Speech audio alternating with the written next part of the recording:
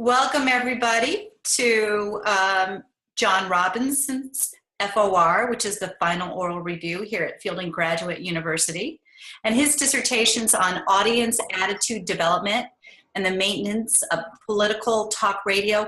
How timely of a topic. We didn't think it would spark quite as much interest as I think it is today. And John, I'm going to turn it over to you to go ahead and tell us about your dissertation and your dissertation work. Hi, everybody, and thanks for dropping in. Instead of sitting here and talking to you with a slideshow, I put it together on video that I'd like to play for you instead. I think it gives a better presentation and slightly more clear explanation of what I'm saying, because when I'm shooting video and I and haw and all that kind of stuff, I can edit it out and still make sense. So I'm going to go into share screen here, and here we go.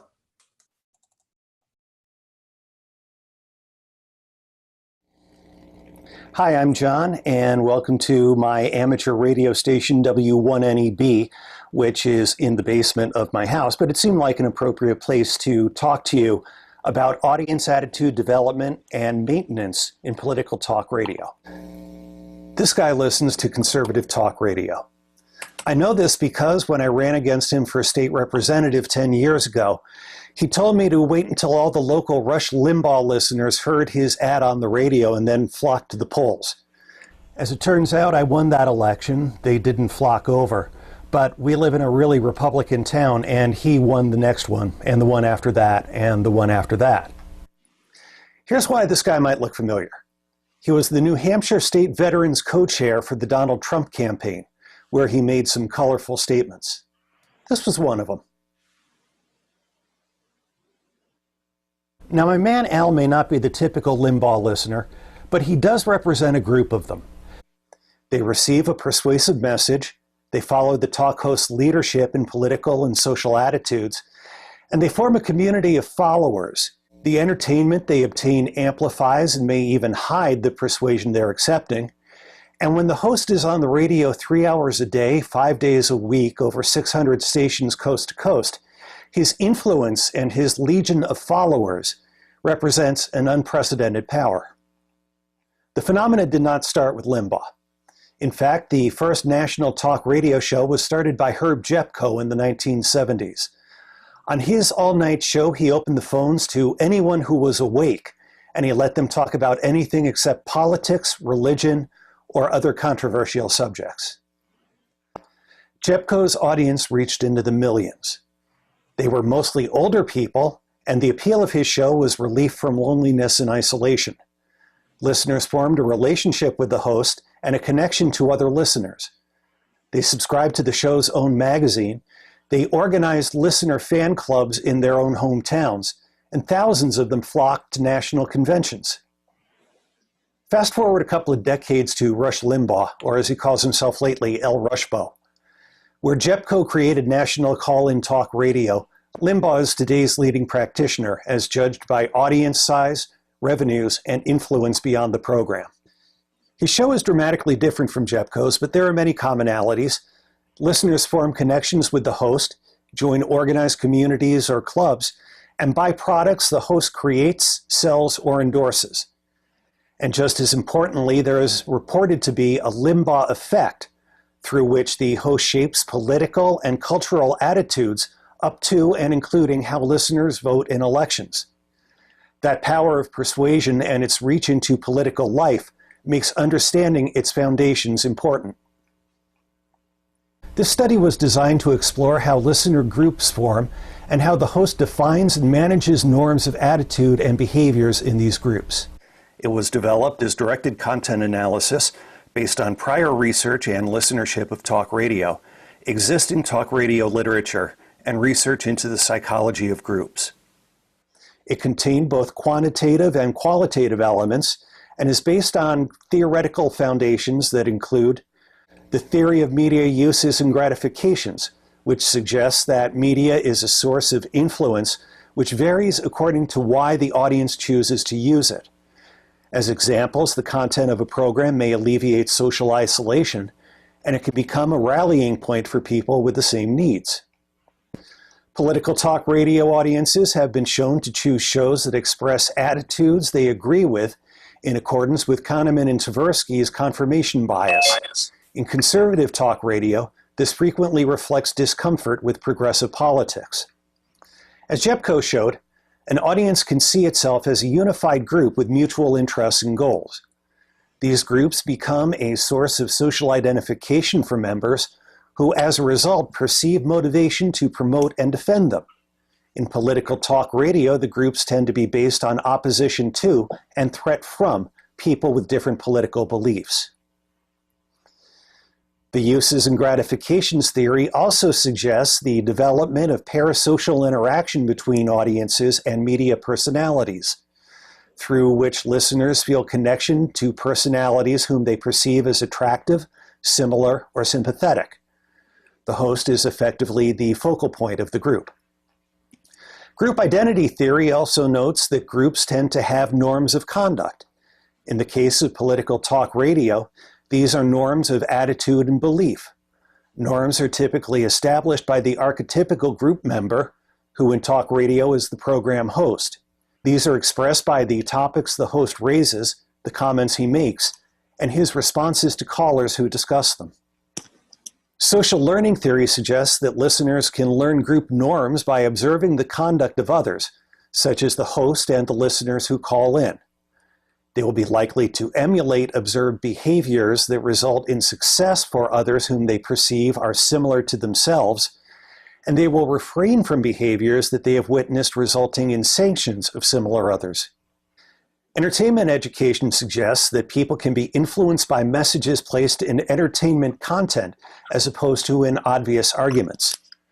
With its persuasive intent concealed, entertainment education is thought to avoid the resistance that typically accrues toward obvious efforts to persuade or change behaviors. Thus, the less persuasive a message is thought to be, the more receptive the audience becomes.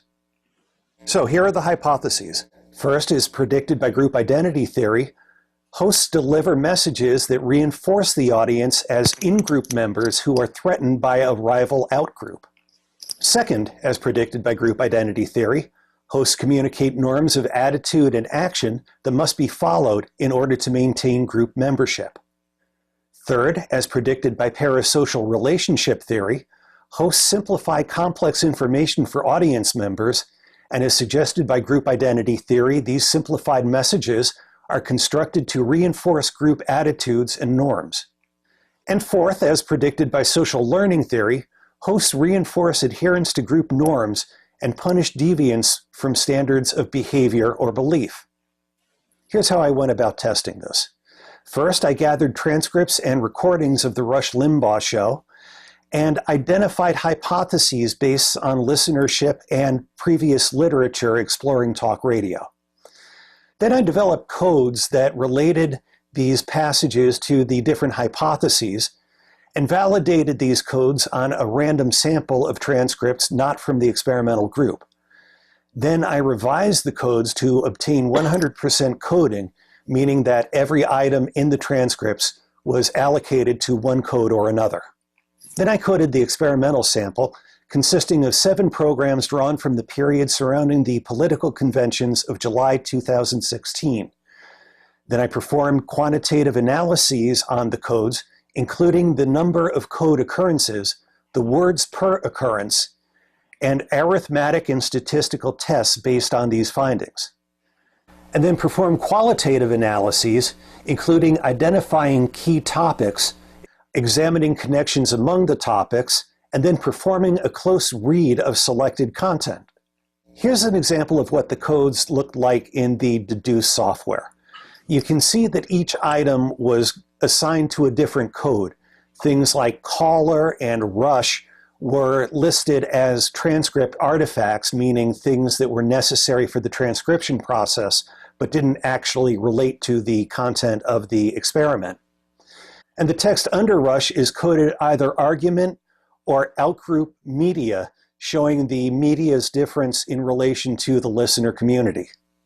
Now here's the quantitative data surrounding hypothesis 1. You can see the codes that were developed for this question, and they surrounded the idea that the audience group is different from and threatened by outsiders.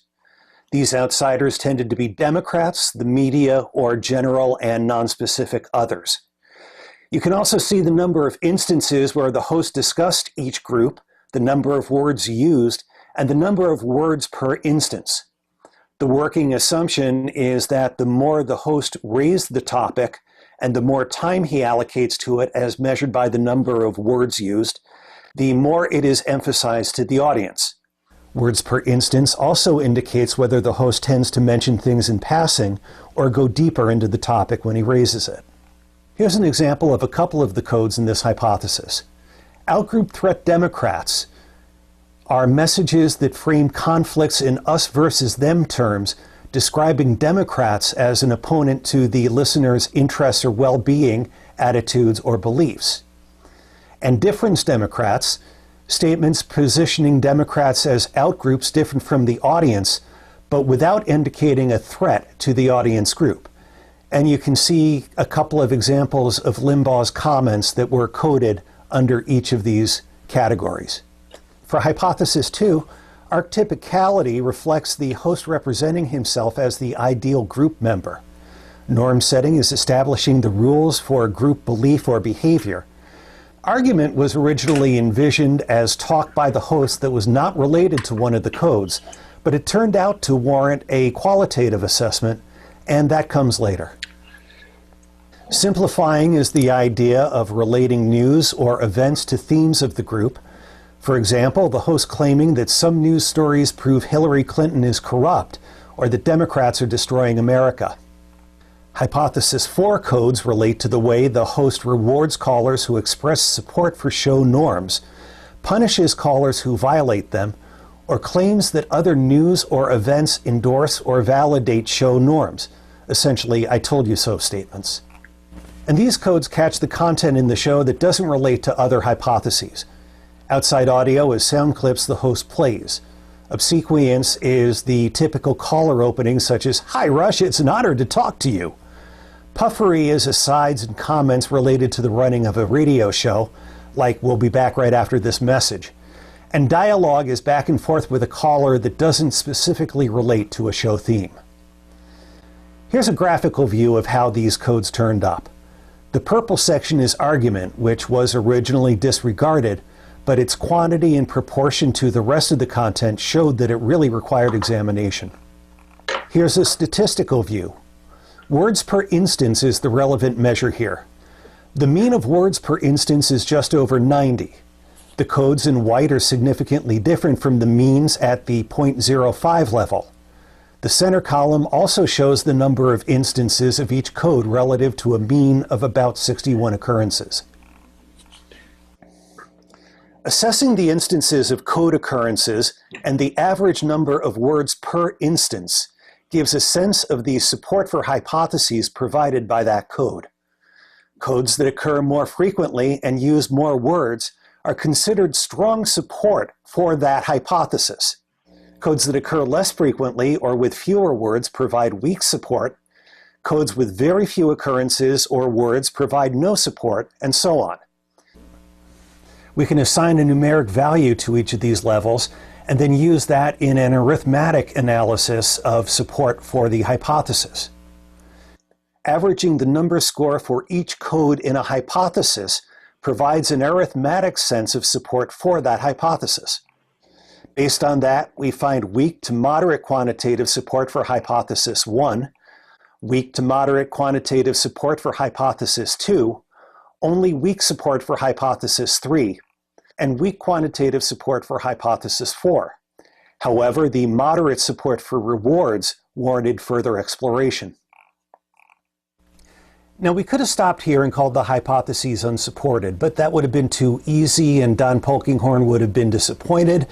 So I went on and did an examination to look for additional support for the hypotheses within the text itself.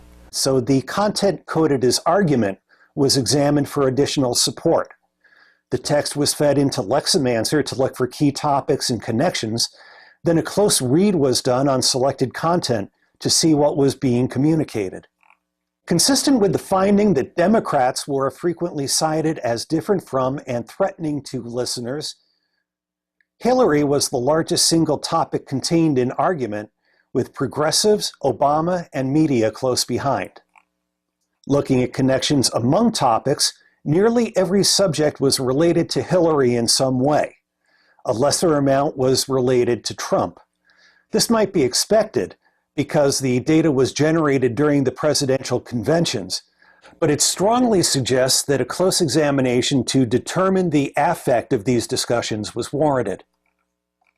The host's comments about Hillary were strongly negative, focusing largely on her email controversy and allegations of corruption in her family foundation. This continued regarding other frequent topics. Limbaugh is clearly negative toward these specific topics, but we can also sense that the Limbaugh show as a whole is predominantly negative. He spends more time tearing down things he doesn't like than building up things that he does like. Close reading also found instances of argument content likely to elicit transportation into the narrative, name-calling, commiseration, and in-jokes that appealed to audience members who are familiar with the codes and attitudes of the listener group. Altogether, these findings suggested that the program was engaging and entertaining to audiences, increasing the likelihood that listeners learn and reinforce attitudes reflected in these messages. Finally, a close read also demonstrated the way the host uses praise to reinforce program attitudes, and in some cases even sending gifts to listeners. Social learning theory suggests that listeners at home hear these comments and learn that they should say the same things as the caller. These qualitative findings augment the quantitative measures. Because argument content focuses on outgroup difference and threat, and describes these threats in relation to the beliefs and interests of in-group measures, hypotheses 1 and 2 are supported. Likewise, the power of the host's rewards toward group members who model group norms shows support for hypothesis 4. Hypothesis 3, based on simplification, is not supported, but the larger notion of parasocial relationship with the host tends to underlie the 3 supported hypotheses. The persuasive power of talk radio raises a number of significant implications. First is the question of whether listeners who experience the program as entertainment are aware that they are being persuaded, which raises ethical concerns and hinders critical listening. It's hard to challenge persuasive messages when you don't know you're being persuaded.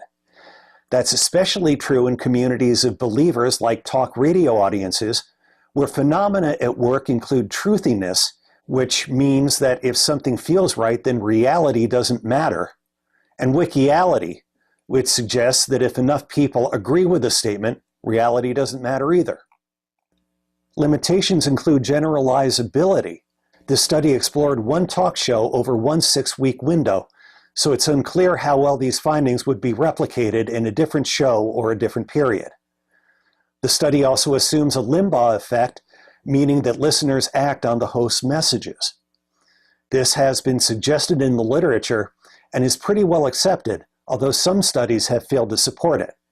Future research could test whether specific messages support in specific action.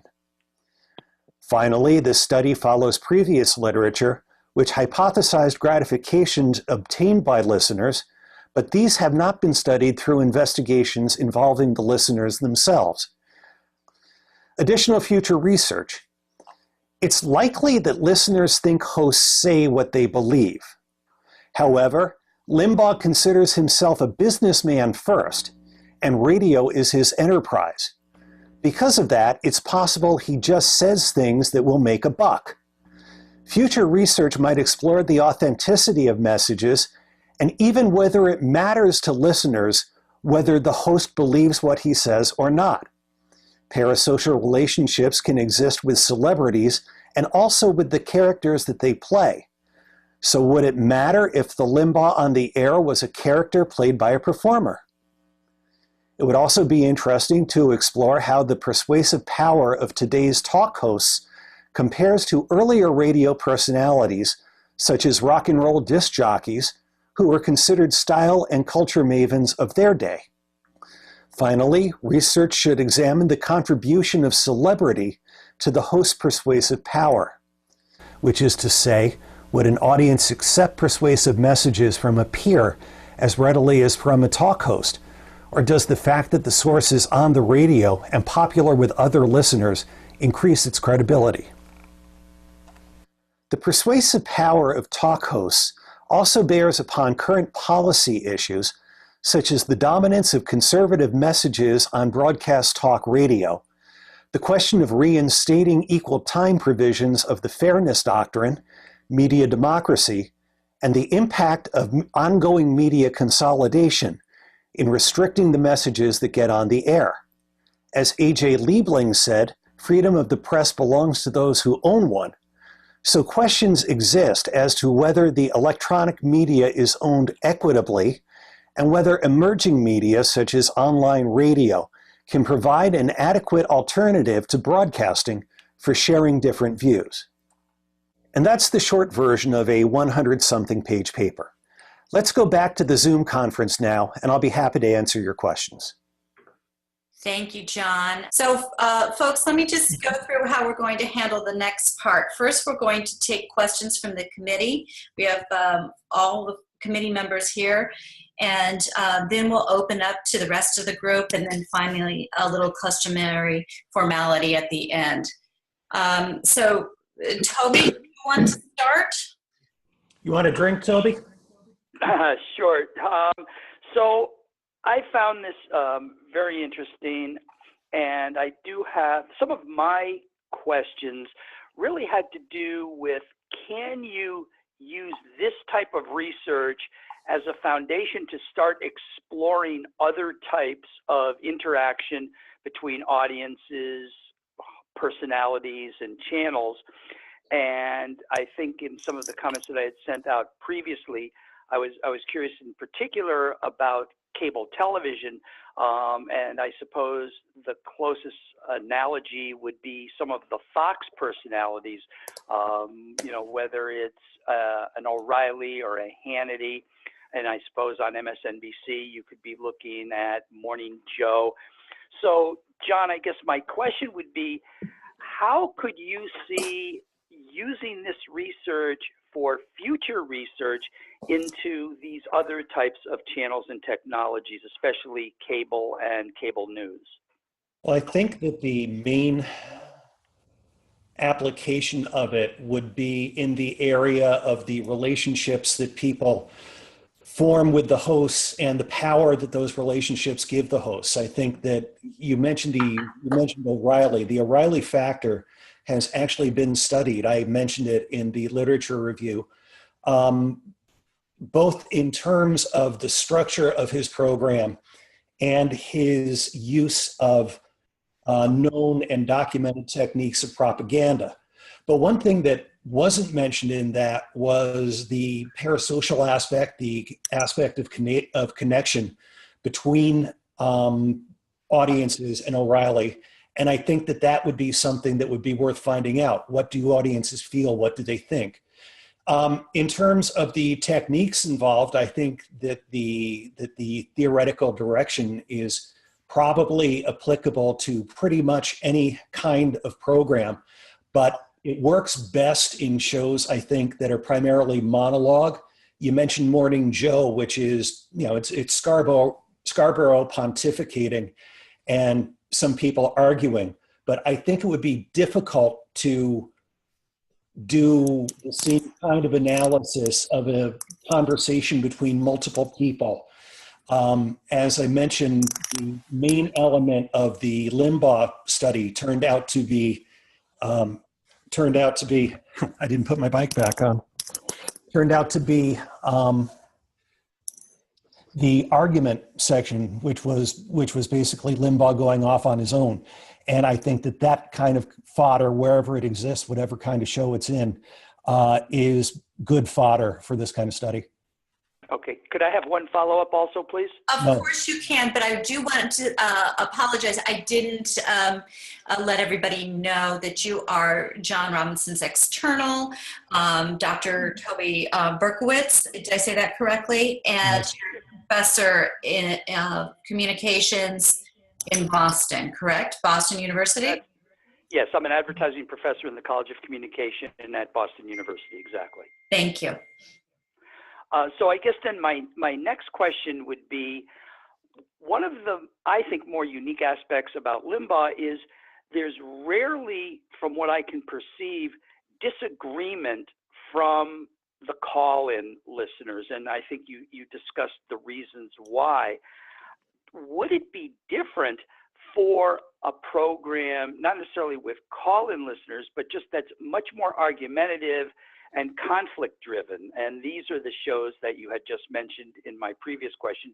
A show like O'Reilly, where the game is for, you know, an antagonist to try to battle it out with O'Reilly. How would you see your research trying to find a conclusion to a program where there is more agreement versus a program that conflict seems to be inherent? Well, that's kind of an interesting thing because to go back to O'Reilly for a minute, some of the research that's been done there has been specifically on the kind of guests and the kind of interactions that O'Reilly has. Typically, the people who come on to disagree are people who set up straw man arguments for O'Reilly to take apart. The same kind of thing happens on Limbaugh. The poor unsuspecting caller the caller who feels negative toward Limbaugh, who gets through the screening, is primarily used to show the overall folly of anybody, of any disagreement with Limbaugh. He's argued into the corner and cut off the air. Or in other cases, the host gently corrects the person, often by praising them as being sincere and loyal and just probably misinformed, and look at it from this new light. In terms of where there is general persuasion going on, wow, a TV professor I knew once, I think his name might have been Quinzel, told me that the last thing you want to do is make a boring program, and conflict is the heart of drama. Drama is the heart of an entertaining television program. So I'm not exactly sure how you could find this in terms of a program where most of the conversation is agreement. I mean, you go back a bit to the old Brinkley Sunday morning show with Brinkley and Cokie Roberts and George Will going at each other. But even then, I think that you would primarily be looking at the person who is the champion of your perspective and siding with them and rooting for them and agreeing with them and having their successes validate your positive feelings. Great, thank you. Hi, John Scary. Hey, Gary, it's John. Nice job on this. I mean, I think one of the things we should do immediately is put it up on our YouTube channel. But I have a question, and then I'm going to ask you for a speculation. Talk a lot about persuasion, and I'm interested, as you know, in persuasion and propaganda. But to what extent is this really me media, where the audience is self-selecting people or self-selecting programming, Limbaugh, for example, that they already agree with, and the need and or existence of persuasion may be very, very minor? What do you think of that? I think you're right. I don't think that Limbaugh is about persuasion. I think it's about reinforcement. I think that the Limbaugh show draws an audience that's predisposed to agree with it, with the host, with the content. And the host's job is to reinforce that agreement. He tells people why what we think is right and what other people think is wrong. I don't think he's really trying to agree with anybody. He ridicules people who disagrees with him. But what I think he's trying to do is build a cohesive group of listeners into a community that can deploy whatever action may be appropriate, from opposing a ballot initiative to developing highly negative attitudes about Hillary Clinton to grudgingly voting for Donald Trump based on the idea that anything is better than more Clinton. Thank you. Let me ask you a speculative question for a second. Once you have a doctorate, you get to speculate on stuff anyway, so what the heck? I know the text analysis doesn't give us very many clues here, but how important do you think humor is? I mean, Limbaugh is as much entertainer as informer. So what's the role of humor in as being the glue for this audience? Well, humor does in fact reinforce attitudes, and Limbaugh's use of humor. I'm thinking right now specifically of a parody that I played in my QE of somebody doing a parody of Al Sharpton singing a song called Barack the Magic Negro. Right. The humor in Limbaugh is pointed. It's derogatory generally toward the targets of the Limbaugh scorn. Otherwise, it's not laugh with me humor. It's join me in laughing at the other people. And I think that when you get a bunch of people together and you get them all laughing at the same thing, it reinforces a community feeling that whatever is being laughed at is at least negative and at worst ridiculous. Jerry Lynn, if I could ask one more quick question. Of course. If John, if you were to do this over again, do I have to? Well, we don't know. We don't know. Well, that's still to be determined, right? But what one thing might you approach differently?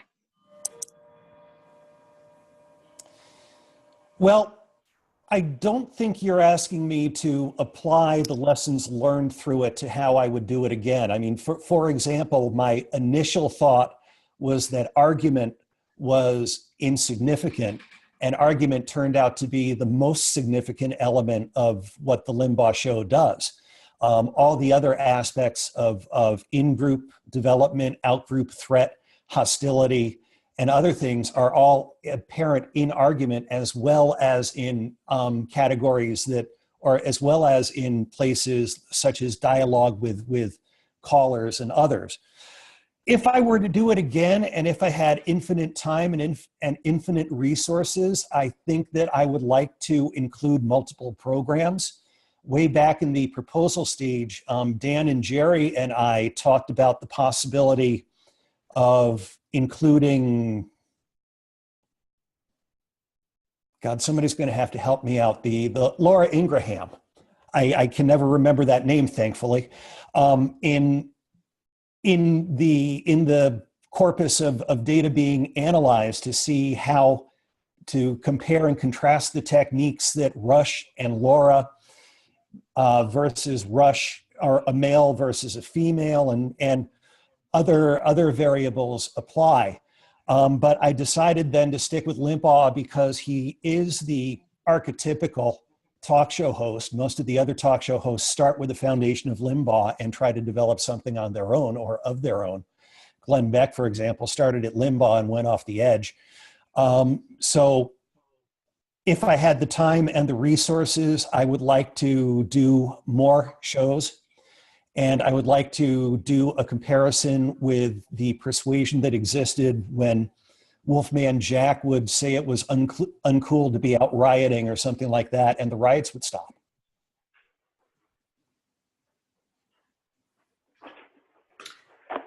Thank you.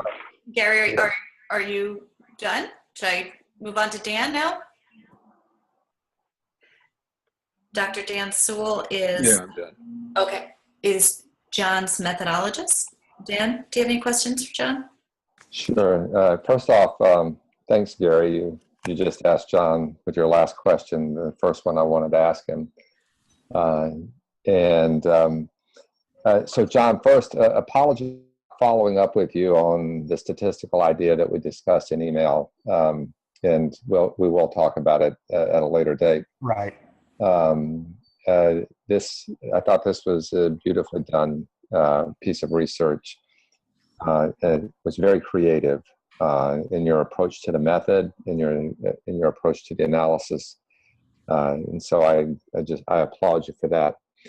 And since Gary asked the question, I hear no clapping. What's that? And yet I hear no clapping.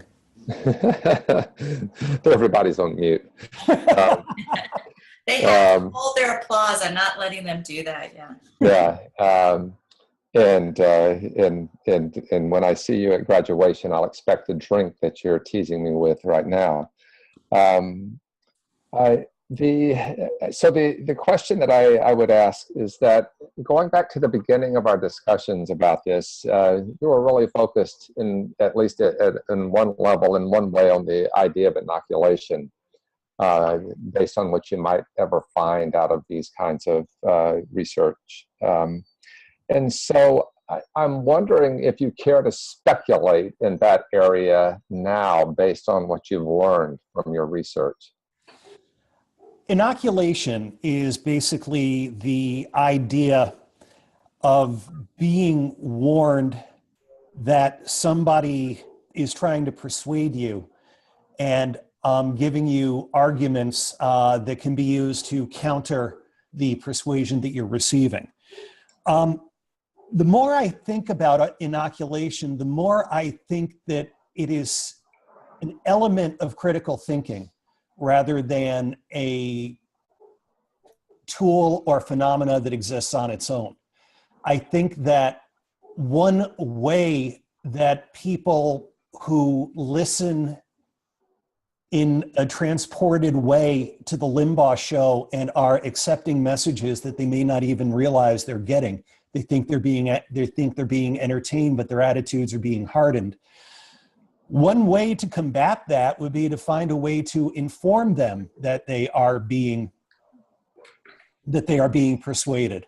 I'm not entirely sure how you do that. I mean, you can't exactly drop in a disclaimer every 30 seconds. The content that you're listening to is persuasive, and you should think for yourself rather than necessarily believing it right away.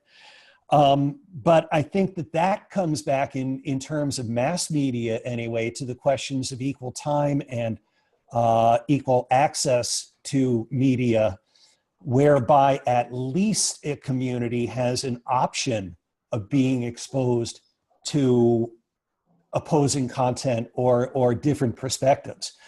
Theoretically, yeah, you can hunt it out now on a dial, and you might find it on some radio stations. Jim Hightower is still out there, I think. And, Air America has gone down, but let's see, Al Franken was one veteran, and he shows up on TV a lot, and so does Rachel Maddow.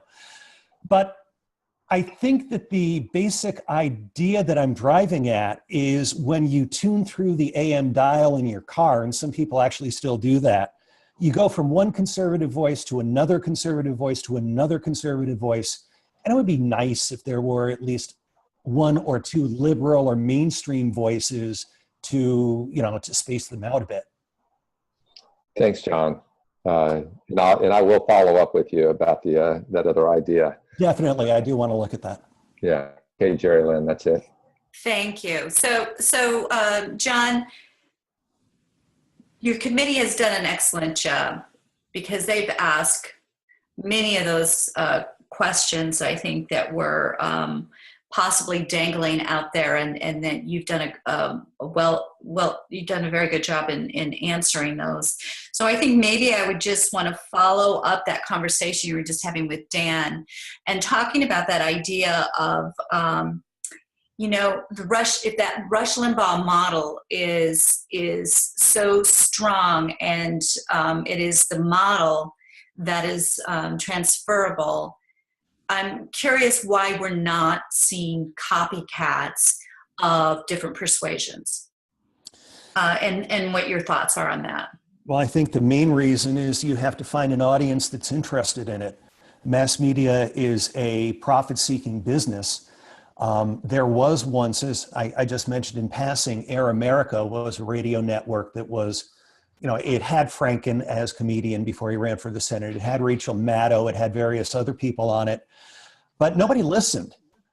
There's an argument that's made that mainstream audiences don't need talk radio because they have the mainstream media and all its liberal or non-conservative biases. And therefore, when you create a group that feels that it needs its own media, you can draw it to an operation like Fox or Limbaugh or somebody like that, because by getting that community together in one group, you get yourself a profitable audience, an audience that you can sell to advertisers. How am I doing so far, Toby? And and the idea that there are liberals, well, I mean, liberals have NPR, according to some of the things that have been written, some of the statements that have been made. So would that be an interesting study then, to do this same type of study on NPR episodes? I think if you found the right show, it might be. I think that there are probably some. The Diane Chamber, no, she was on Cheers. Diane Rehm. Diane Rehm out of Washington. Right. The Diane Rehm show would be one. Fresh Air with Terry Gross. Toby, I think I actually knew her at BU. Would be another possibility. But I mean, Science Friday, not so much. I think Companion. I mean, John, Gary again, sorry, I promised I'd shut up and then I didn't. So I think one big difference that you're looking at is that Limbaugh and shows like that are inherently interactive. I mean, there is engagement, constant engagement with the audience. And that's actually a bit unusual. NPR has guests, but not a hell of a lot of audience engagement by and large. So do you think that the mere existence of interactivity is one of the things that brings an audience? I mean, I know the way he deals with it is different and very skillful, but brings an audience back, the multiple voices. I think it is. And I think that to start with that, we can go back to the Herb Jepko experience of an audience based primarily on having contact with other people like them. And I think that the people who come on the Limbaugh show, he allows, I don't know, maybe 4 or 5 callers a day. The people who get on the air on his show represent the community and provide others that members of the audience can look at and compare to themselves and see that there are others with similar feelings and similar attitudes out in the public, and they're not as all alone in this wild, politically correct world that we were living in until Tuesday evening. Well, I'd like now to go ahead and open it up to the other people on. So feel free to ask John questions. Hi, Brooke.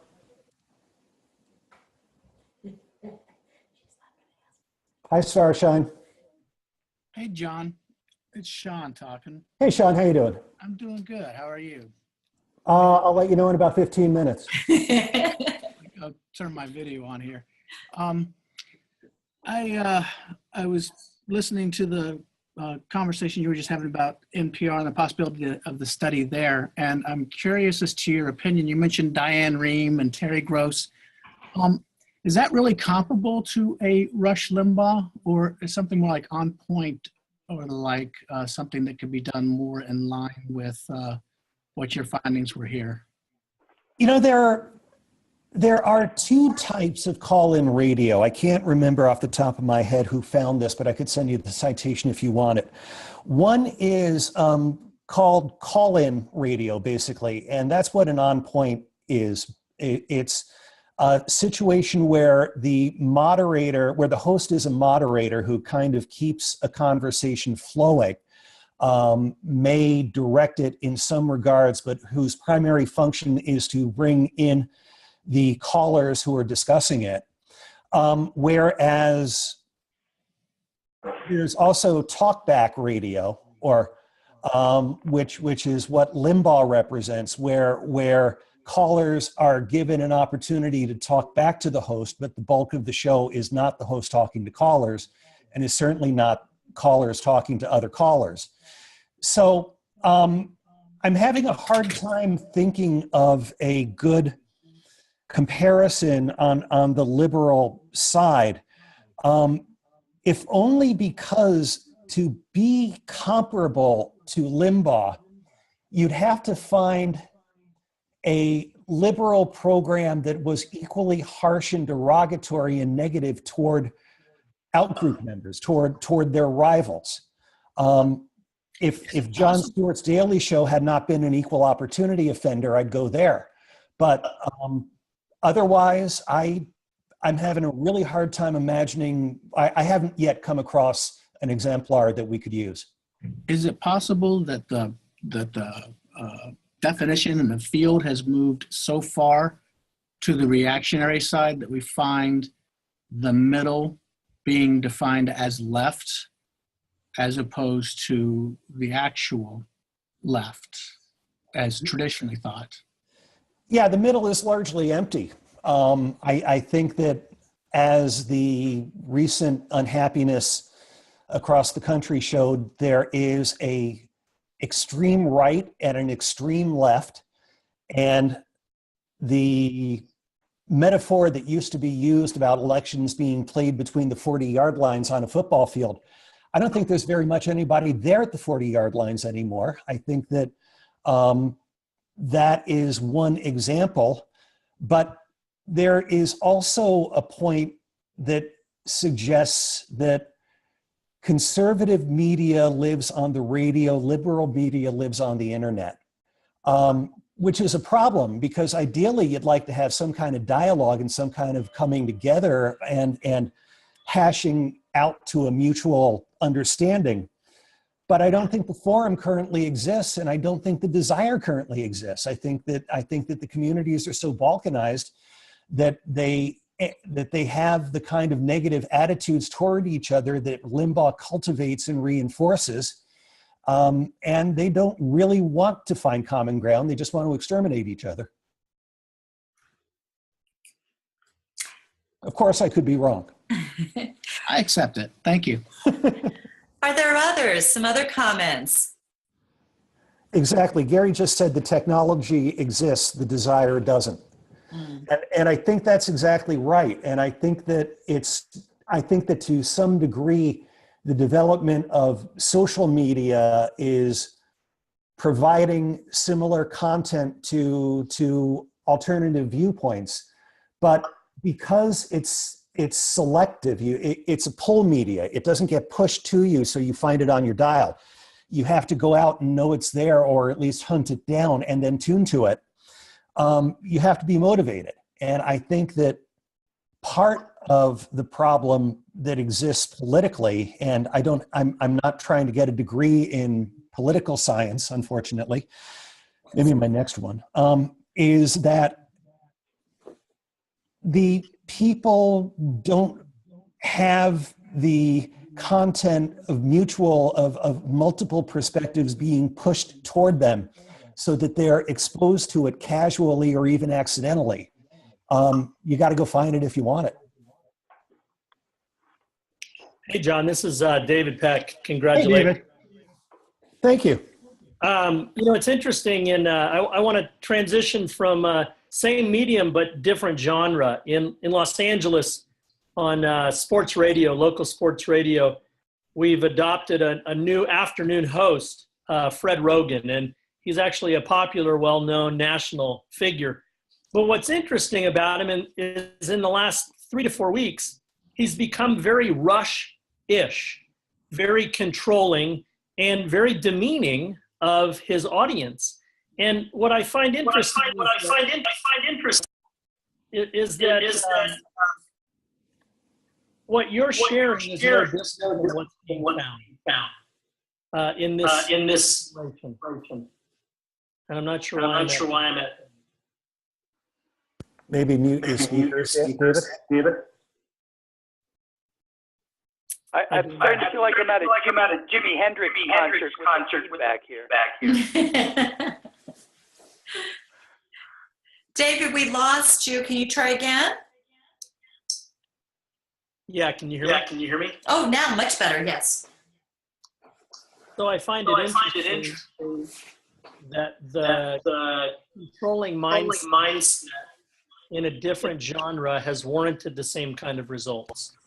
Well, I think that to understand that, one possibility would be to look at the communities. I mean, when you stop and think of it, there may not be a whole lot of difference between sports fandom and conservative fandom. Particularly the way Limbaugh expresses it as us versus them. You know, they want to hurt us, so we have to defeat them. Well, I mean, isn't that every halftime talk in the NFL? And the fandom that exists around, you know, commercial enterprises that you pay $100 to go see, and well, I mean, that's got its own questions too. But I think that the fandom of our team, our side, our people, we're right, they're wrong. The Patriots are good, the Falcons are evil. Well, Patriots and Jets, you know, and everybody hates the Cowboys. So I think that the motivations of listeners are very much similar.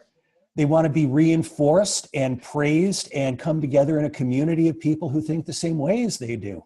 So sure, one way to do that would be to be a Limbaugh-style host who pontificates a lot, talks about how wonderful the things he supports is, hope that that draws a big enough audience, and trash everybody else. Well, thank you. I found it very interesting. You don't sound convinced. No, I do. I just don't want to get this echo again. Oh, okay. Anybody else? You have a lot of people online, John, so anybody else want to say something, John, before we finish? Okay, I'll say it again. Hi, Brooke. Yeah, she's not going to answer. One last Go ahead. thing, John, and this is just, I don't know how this may associate with it at all. Do you think that these two massive cohorts of the baby boomers and the millennials, let's ignore the Gen Xers in the middle who, you know, whose voice are kind of tiny right now. Do you think that that's what we're witnessing in some of this disparity between the two groups and the way that they treat this discourse? You know, when I was in high school during the Vietnam War, yeah, I'm that old, there were a lot of people who thought the same way, had similar attitudes. I remember peace marches from one campus to another. I remember petitions. I remember student strikes. I remember all kinds of stuff. And I look around and I wonder where these people are now. So I'm not entirely sure that it's a cohort thing. I think it might be an age thing. It might be that you move through one period in your life with one set of attitudes and you move on to another period. I think it was Churchill who said something like this. And your attitudes change. Which is not to say that there aren't young people listening to Limbaugh, but there's an alarming number of people my age listening to Limbaugh, and I can't get my head around that. I think It's like a developmental basis? I'm sorry? A developmental basis then behind this? Well, again, I think with Limbaugh specifically, and political talk radio, I think that Limbaugh seeking and Limbaugh following is probably a gratification that is sought out to assuage feelings of isolation and persecution, and bluntly, all the things that everybody said about Donald Trump. basically end of political correctness, end of reverse discrimination, end of elite dominance and putting down the working man.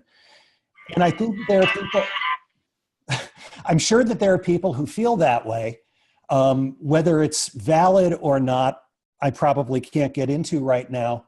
But I think that when people feel that way and then they see a community of people who feel that way and they're talking together and they're rallying around a demagogue who says that this is what's wrong, this is who's doing it to you, and this is how you change it, it has the same appeal to them as it did for the little old lady in Westerly, Rhode Island, who tuned into Herb Jepko to listen to her fellow nightcaps from all over the country.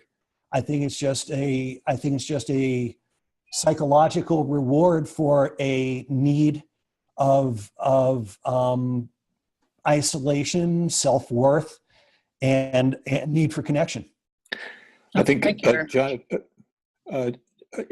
if I want to make a contrast to what you just said about the Vietnam War and the young people today. So my draft number was 132. I was a little bit older than you, so I was eligible to go get killed on behalf of my country. And yeah, well, now you don't have to go anywhere to do it. We knew people coming home in body bags. It focused your attention, and it was pretty easy to be outraged, incensed, engaged. Today's young people are under extraordinary stress. Everything from school to debt to finding jobs. I mean, it's a completely different world for them. And I would imagine to really take the energy to mobilize and engage is asking quite a lot. Now, we may see more of it than we have, but I think the generations and the pressures and all that put on the generations are very different. Well, you may be right, but 100,000 people marched in the streets of New York saying Trump is not my president last night. Well, the hashtag for all that, by the way, is at Donald Trump hate, and that's the hashtag that's being used to organize people nationwide. And let's also remember all the springs and summers that came up across the Middle East and Africa a few years ago. Obviously there's a difference between Libyan youth and youth in America, but I think that it is still largely youth who feel the pressure or feel the injustice rather, and the desire to change. And I just don't know, I'd like to know how some people grow out of it and some people continue tilling at windmills. Some grow out of it and some go on to get PhDs. Well, that remains to be seen. Well, I feel like I have this double announcement, sort of last call for questions and maybe first call for alcohol, given the visuals that you have there, John. Any last comments before we... Gary, you ever seen this stuff? It's the rum that the Royal Navy used to serve. Well, fish you know that I only drink tequila. How would I know about rum? Yeah, I had some tequila here, but the worm ate its way out of the bottle and it's all over the floor now. There are no worms in tequila, John. Well, before we Tell whatever that is. Before we can continue the toasting talk, I want to say, John, you've done an amazing job. It's been a pleasure to work with you. And as the chair of your dissertation, I want to welcome you to the community of scholars. And I look forward to working with you and you contributing to the future research in media psychology. So congratulations, Dr. Robinson. Congratulations, John. Hey. Congratulations. Thank you very much. And thank you, Jerry and Dan and Gary and Toby and Pam and Karen and all the other wonderful people at Fielding who have helped so much. I really appreciate it. You guys are wonderful. Congratulations, John. We can now call you Dr. John, and you probably have all the music. Actually, my son does. But yeah. I got it. He took my vinyl. Thanks, Mo. Congratulations, John, from your old professor. Thank you, Toby. I suppose I should say your longest serving professor. Well, you mean still active? There you go. Although sometimes my students might even debate that, but yeah. Yeah, and then somebody mentions meeting a governor or somebody, Mike Dukakis, in your class on an MSNBC. So, you know, you're out. Yep. One of my former political campaign students. Yeah. Absolutely. Yeah. Well, listen, I'd also like to say it's been a pleasure, certainly working with John, and all of you should be very proud. It's really a great piece of scholarship that he did. And I think you could see from my questions and my comments that I had emailed previously that it opens up great potential for future research. Agreed. So Thank you. thank you for everybody for attending, and John, again, many congratulations. Well done. Congratulations, John. Remarkable job, John. Thank you. Great job. Congratulations. Thank you.